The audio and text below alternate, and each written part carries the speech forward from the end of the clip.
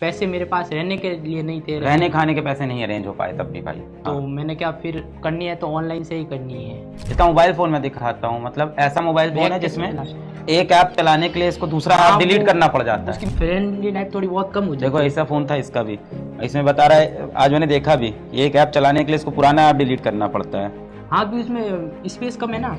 Study related तो बहुत दिक्कत आई, जैसे कि पढ़ने के लिए इन्वायरमेंट, वैसे मेरे पास कोई इन्वायरमेंट, मैंने घर पे ही पढ़ाई की। एक रूम था उसमें एक ट्यूबलाइट थी, बस उसे। ये तुम्हारे लिए हम लोग छोटा सा गिफ्ट लाए भाई हम, है ना, एक मोबाइल फोन। चलो अनबॉक्सिंग कर दो तुम।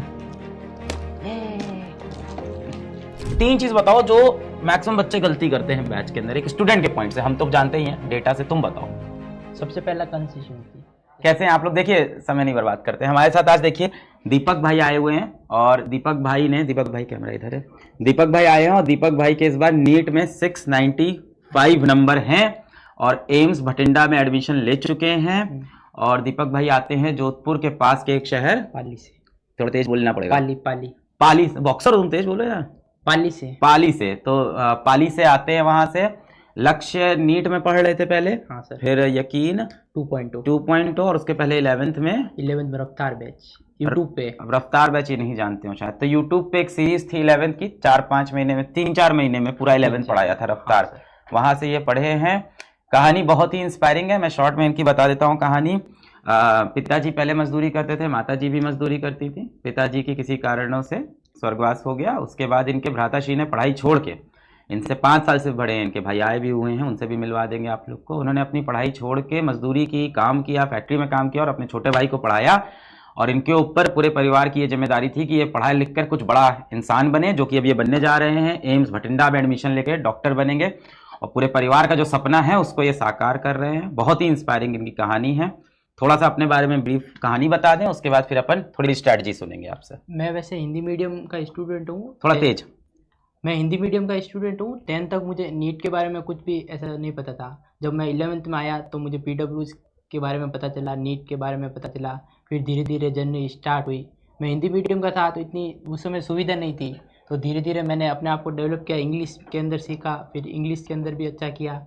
फिर मैंने कुछ स्कॉलरशिप के टेस्ट भी दिए, PW से भी स्कॉलरशिप मिली। धीरे धीरे मैंने और मेहनत की। बुक के रिलेटेड भी मेरे बहुत तकलीफ आई, तो मैंने कहीं से बुक जुगाड़ के उसकी। पर स्कॉलरशिप से एडमिशन नहीं ले पाया, वो भी तो बताओ। हाँ, स्कॉलरशिप से एडमिशन नहीं ले पाया क्योंकि तो मेरे फिजिक्स वाला का दिया था और हमारे ही जानने वाले, मतलब हमारे मित्र उत्कर्ष क्लासेस का, और भी किसी कोचिंग का दिया था, पर वो पैसे मेरे पास रहने के लिए नहीं थे, रहने खाने के पैसे नहीं अरेंज हो पाए तब भी भाई। तो मैंने क्या, फिर करनी है तो ऑनलाइन से ही करनी है। ऑनलाइन में मतलब ये सुविधा रहती है कि आप टीचर अपने हिसाब से देख सकते हैं, जैसे कि कहीं ऑफलाइन में लेते हैं तो कोई टीचर का दिक्कत रहती है, पर ऑनलाइन में ऐसा नहीं है, आपकी मर्जी है उस टीचर से पढ़ सकते हैं, जितने टाइम में उतने पढ़ सकते हैं। जैसे क्यूज का भी है तो वो भी बहुत ज़्यादा है, और अभी जो नया फीचर है मेंटरशिप वाला, वो ज़्यादा हेल्पफुल रहा।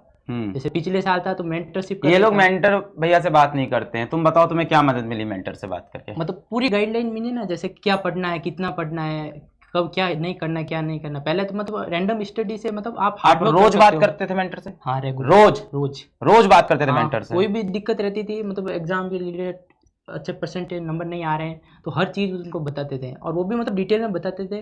जैसे मेरे मेंटर थे एम्स ऋषिकेश के, तो बहुत अच्छा बताते थे हर चीज़ के बारे में।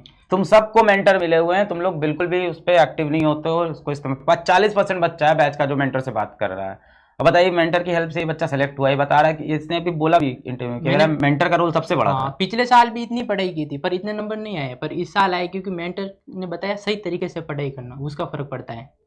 जैसे अभी 2-3 मेरे कोई जानने पहचाने कोचिंग में एडमिशन भी लिया है, पर उनको एक नॉलेज नहीं है ना, वो तो मुझे पूछ रहे थे, मैं उनका मेंटर की तरह वर्क कर रहा हूँ, तो उससे उनके नंबर भी इंक्रीज हो रहे हैं और उनके डाउट भी क्लियर हो रहे हैं।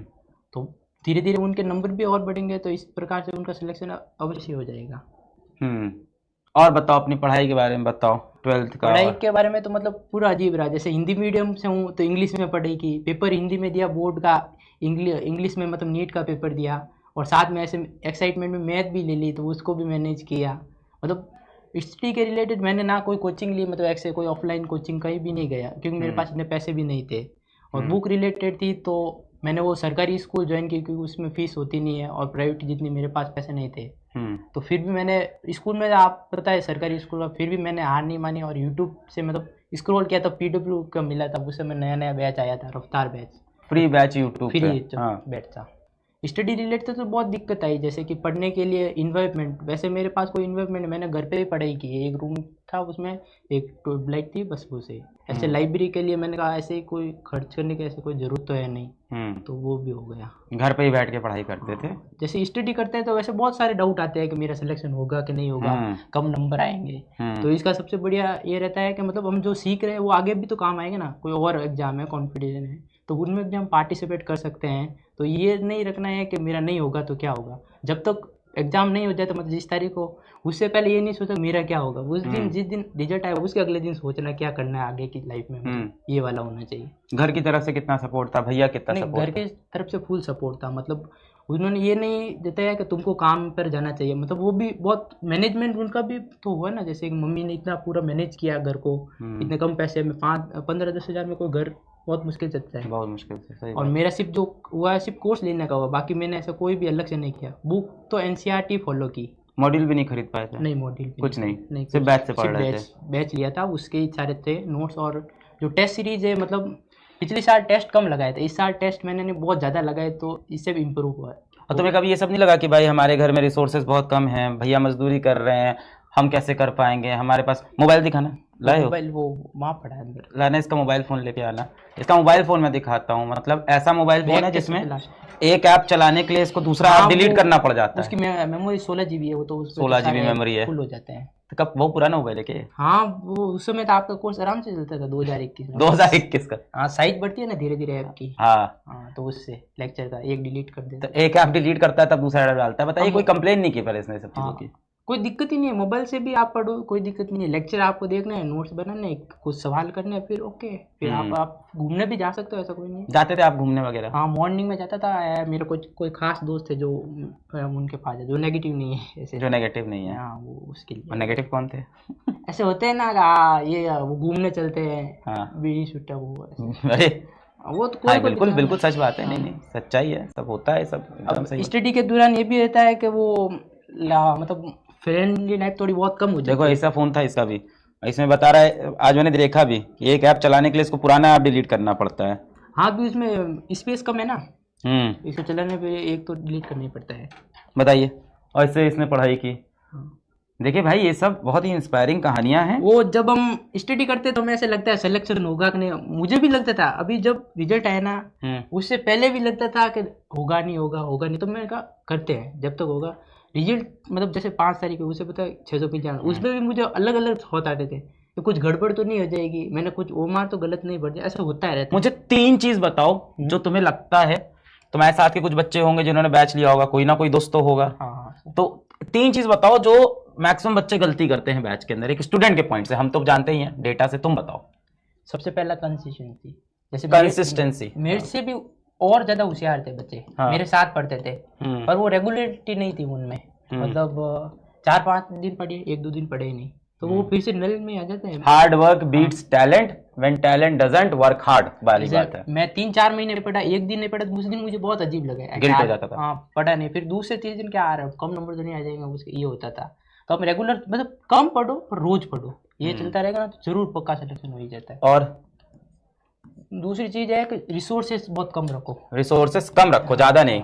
मैं जब 10th से 11 में आया ना, तो नए नए यूट्यूब पे वो पुराने वीडियो थे जब बहुत हाई लेवल का पेपर आता था, SC वर्मा वो ले लो, तो मैंने एक किताब मंगाई थी 200-300 रुपए की, SC वर्मा वो पार्ट हिंदी मीडियम वाली मंगाई थी। तो वो पढ़ी, समझ में नहीं आई, क्योंकि वो एकदम, हम तो ऐसे समझ नहीं, तो कोई टीचर हो तो उससे समझने में थोड़ी आसानी हो जाती है, तो उससे समझ में नहीं आया, वो ऐसे ही पढ़ी है, नहीं की नहीं। तो ज्यादा रिसोर्सेज नहीं रखनी, शॉर्ट रिसोर्स। NCERT बैच के सिवा और कहीं से क्या पढ़ा था तुमने? सिर्फ बैच से PDF टेस्ट वो दिए बस, बाकी तो कुछ एक्स्ट्रा पढ़ने की जरूरत ही नहीं है। वो पहले में मैंने यही तो की, जब रफ्तार बैच लिया ना, उसके साथ मैंने देखा फटाफट मैंने और भी चीज़ें करने लगा, तो मुझे वो करने भी नहीं थे, जैसे कि कुछ एक्स्ट्रा बुक, तो मुझे जो बताया सर ने, ये करना था, पढ़ना था, रिवाइज करना था, और अगले दिन वापस लेक्चर देखना था और टेस्ट देना था। रिसोर्सेस कम। और तीसरी चीज़ कोई? तीसरी चीज़ ऐसे मतलब सोशल कांटेक्ट थोड़ा कम रखना है, इंस्टाग्राम ऐसे, ये बहुत ज़्यादा दिक्कत देता है मुझे लगता है। कैसे कम करें ये कैसे? बताओ यार, सब चाहते तो सब है। देखो नोटिफिकेशन बंद कर दिए। नहीं, इतनी प्यारी बात की इसने। ये देखो तुम्हारे लिए हम लोग छोटा सा गिफ्ट लाए भाई हम, है ना, एक मोबाइल फोन। चलो अनबॉक्सिंग कर दो तुम। ये